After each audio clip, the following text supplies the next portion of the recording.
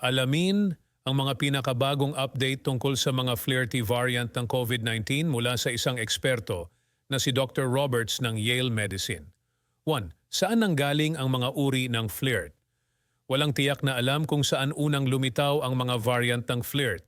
Unang natuklasan ang mga ito sa US sa tubig alat ng CDC na sumusuri ng kanal upang makahanap ng mga bakas ng SARS-CoV-2 na nag-circulate sa isang komunidad.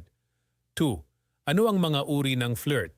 Alam natin na ang mga uri ng flirt ay may dalawang mutation sa kanilang spike proteins. Ang mga mutation na ito ay maaaring gawing mas madali para sa virus na makaiwas sa immunity ng mga tao mula sa bakuna. 3. Paano mapoprotektahan ng mga tao ang kanilang sarili laban sa mga uri ng flirty? Ang pagbabakuna ay nananatiling mahalagang estratehiya, sabi ni Dr. Roberts.